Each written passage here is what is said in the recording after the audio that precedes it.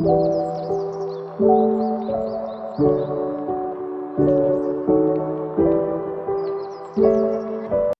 untuk terbentuknya tindakan seseorang melalui pengalaman dan penelitian. Ternyata perilaku yang didasari oleh pengetahuan lebih langgeng daripada perilaku yang tidak didasari oleh pengetahuan. Selanjutnya, menurut Oxford Dictionary 2018, pengetahuan adalah familiaritas, kesadaran, atau pemahaman mengenai seseorang atau sesuatu seperti fakta, informasi, deskripsi, atau keterampilan yang diperoleh melalui pengalaman atau pendidikan dengan mempersepsikan, menemukan, atau belajar. Selanjutnya, menurut Nota Mojo 2010, pengetahuan adalah hasil penginderaan manusia atau hasil tahu seseorang terhadap objek melalui indera yang dimilikinya, mata, hidung, telinga, dan sebagainya. Waktu penginderaan sampai menghasilkan pengetahuan tersebut sangat diperoleh oleh intensitas persepsi terhadap objek. Sebagian besar pengetahuan seseorang diperoleh melalui indera pendengaran, telinga, dan indera penglihatan atau mata. Jadi dapat disimpulkan bahwa makna pengetahuan adalah kumpulan informasi, konsep, dan keyakinan yang diterima sebagai benar dan dapat digunakan sebagai dasar untuk memahami dan menjelaskan fenomena dunia. Pengetahuan membantu kita untuk membuat pemikiran dan keputusan yang rasional dan didasarkan pada fakta. Slide selanjutnya. Tingkatan pengetahuan menurut Nota Mojo 2011. Yang pertama, tahu atau know. Tahu diartikan sebagai mengingat suatu materi yang telah dipelajari sebelumnya. Yang kedua, memahami atau comprehension. Memahami diartikan sebagai suatu kemampuan untuk menjelaskan secara benar tentang objek yang diketahui dan dapat menginterpretasikan materi tersebut secara benar. Selanjutnya, aplikasi atau application. Aplikasi diartikan sebagai kemampuan untuk menggunakan materi yang telah dipelajari pada situasi atau kondisi real atau sebenarnya. Aplikasi di sini dapat diartikan sebagai aplikasi atau pengetahuan hukum rumus, metode, prinsip, dan sebagainya dalam konteks atau situasi yang lain. Selanjutnya, analisis. Analisis adalah suatu kemampuan untuk menjabarkan materi atau suatu objek ke dalam komponen-komponen, tetapi masih di dalam satu struktur organisasi dan masih ada kaitannya satu sama lain. Selanjutnya, sintesis atau sintesis. Sintesis menunjukkan kepada suatu kemampuan untuk meletakkan atau menghubungkan bagian-bagian di dalam suatu bentuk keseluruhan yang baru. Dan yang terakhir, evaluasi atau evaluation. Evaluasi ini berkaitan dengan kemampuan untuk melakukan justifikasi atau penilaian terhadap suatu materi atau objek. Sekian penjelasan materi dari saya kembalikan kepada moderator.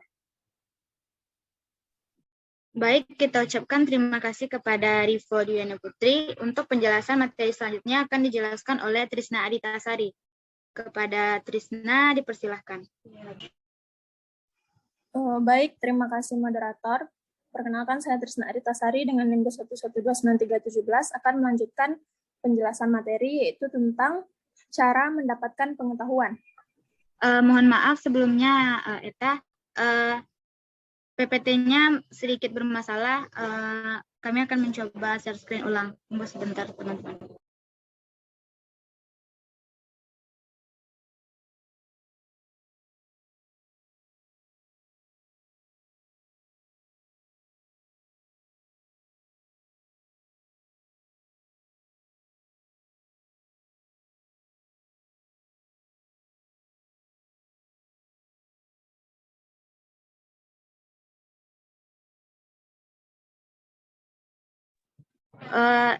Eta, tolong jadikan Kiranti sebagai host.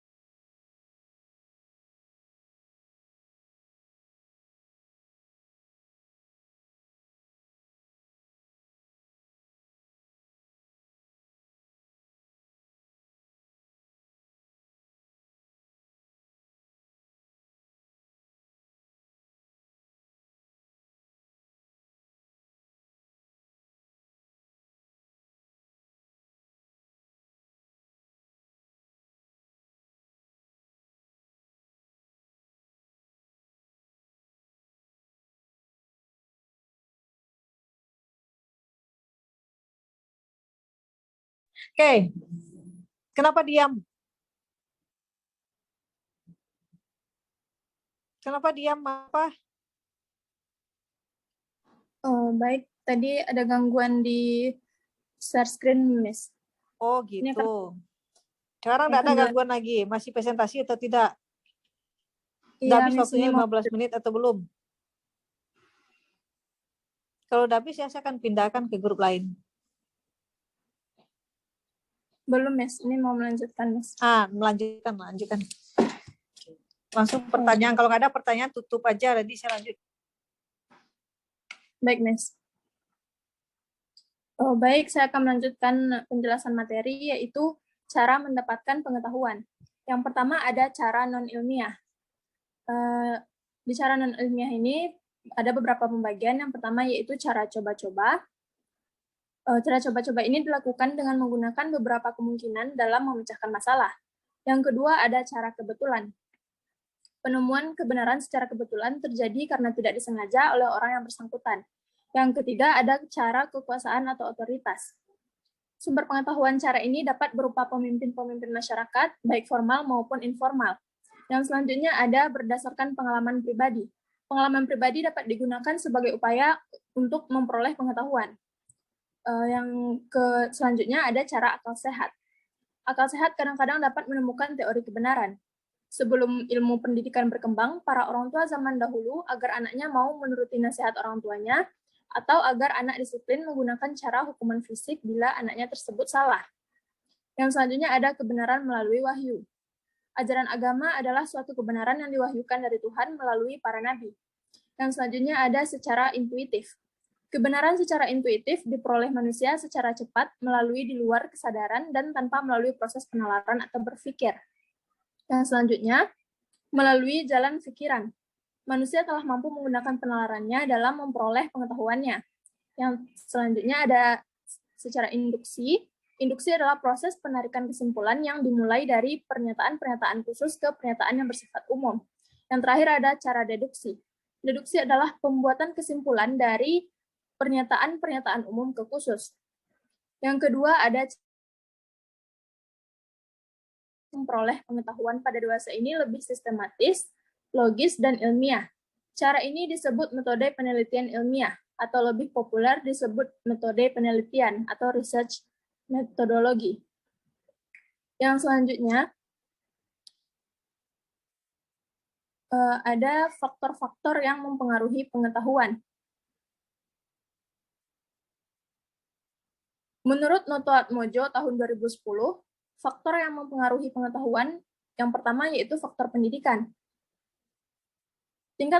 Tinggi tingkat pengetahuan seseorang, maka akan semakin mudah untuk menerima informasi tentang objek atau yang berkaitan dengan pengetahuan. Yang selanjutnya ada faktor pekerjaan. Pekerjaan seseorang sangat berpengaruh terhadap proses mengakses informasi yang dibutuhkan terhadap suatu objek. Yang ketiga ada faktor pengalaman. Pengalaman seseorang sangat mempengaruhi pengetahuan. Semakin banyak pengalaman seseorang tentang suatu hal, maka akan semakin bertambah pula pengetahuan seseorang akan hal tersebut.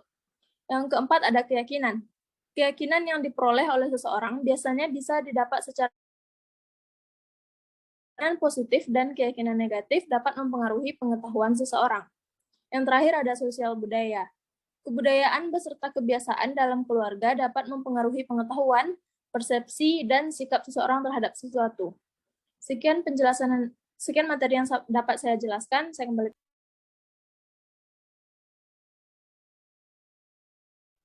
Baik, kita ucapkan terima kasih kepada Trisna Aritasari. Untuk penjelasan materi selanjutnya akan saya jelaskan mengenai hakikat ilmu pengetahuan, ontologi, epistemologi, aksiologi, dan pengertian dasar keilmuan, fakta, konsep, prinsip, teori, dan juga hukum.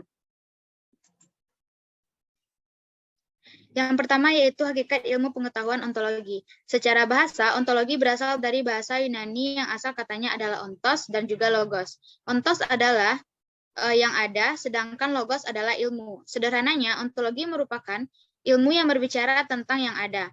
Secara istilah, ontologi adalah cabang dari ilmu filsafat yang berhubungan dengan hakikat hidup tentang suatu keberadaan yang meliputi keberadaan segala sesuatu yang ada dan yang mungkin ada. Selanjutnya yaitu hakikat ilmu pengetahuan epistemologi. Azumardi Azra mengatakan bahwa epistemologi sebagai ilmu yang membahas tentang keaslian, pengertian, struktur, metode, dan validasi ilmu pengetahuan secara bahasa. Epistemologi berasal dari bahasa Yunani yang asal katanya adalah episteme, artinya pengetahuan, dan logos artinya ilmu. Kemudian secara istilah, epistemologi adalah suatu ilmu yang mengkaji tentang sumber pengetahuan, metode, struktur, dan benar tidaknya suatu pengetahuan tersebut. Baiklah, sekian penjelasan materi dari saya. Untuk penjelasan materi selanjutnya akan dijelaskan oleh rekan saya, Kiranti Nurhalimah. Kepada Kiranti Nurhalimah, dipersilakan. Baik, perkenalkan nama saya Kiranti Nurhalimah, NIM 21129234 akan menjelaskan tentang hakikat ilmu pengetahuan aksiologi. Aksiologi adalah ilmu pengetahuan yang menyelidiki hakikat ilmu yang ditinjau dari sudut kefilsafatan.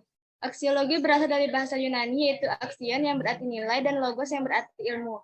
Sederhananya, aksiologi adalah ilmu tentang nilai.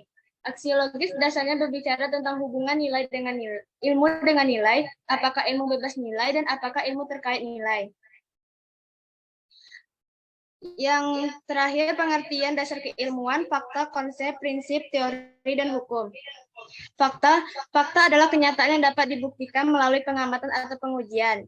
Yang kedua, konsep. Konsep adalah definisi atau pemahaman terhadap suatu hal yang sering diartikan sebagai kategori pemikiran. Yang ketiga, prinsip. Prinsip adalah aturan atau dasar yang memandu suatu tindakan atau proses. Yang keempat, teori adalah hipotesis atau pendapat tentang suatu fenomena yang didukung oleh bukti dan dapat diuji melalui penelitian. Yang terakhir, hukum. Hukum adalah aturan yang mengatur suatu sistem atau objek dan memprediksi bagaimana suatu fenomena atau peristiwa akan berlangsung. Demikian materi dari saya, kembali ke moderator. Baik, kita ucapkan terima kasih kepada Kiranti Nurhalimah atas penjelasan materinya. Baiklah, kami akan masuk kepada sesi pertanyaan. Apakah dari teman-teman ada yang ingin memberikan pertanyaan? Jika ada, silakan raise hand.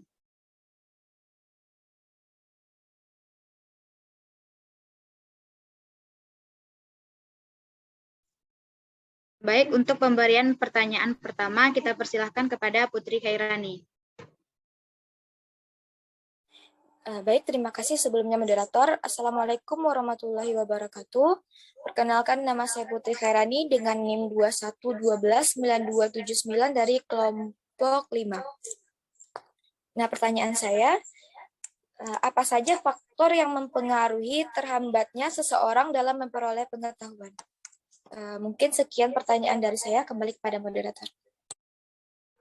Baik, kita ucapkan terima kasih kepada Putri Khairani. Bagi teman-teman yang bertanya, mohon diketikkan kembali pertanyaannya di kolom chat. Untuk pertanyaan kedua, kita persilahkan kepada Jeffrey Octaviandi.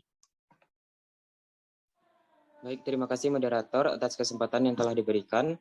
Sebelumnya perkenalkan, nama saya Jeffrey Octaviandi dengan NIM 2112940 dari kelompok 3.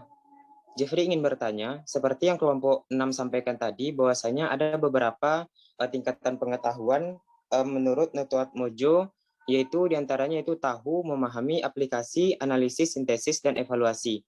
Lalu bagaimana jika tingkatan itu diperoleh secara tidak berurutan? Misalkan analisis dan sintesis lebih dahulu daripada aplikasinya. Apakah itu berpengaruh terhadap pemerolehan pengetahuan? Terima kasih moderator, dikembalikan. Baik, kita ucapkan terima kasih kepada Jeffrey Octaviandi atas pertanyaannya. Sekali lagi bagi teman-teman yang bertanya, mohon diketikkan kembali pertanyaannya di kolom chat.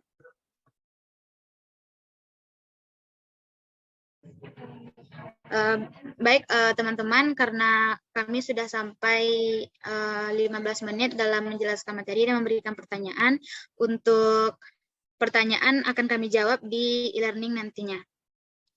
Baik, sekian presentasi dari kelompok 6. Terima kasih atas partisipasi dari teman-teman. Saya tutup dengan Assalamualaikum warahmatullahi wabarakatuh.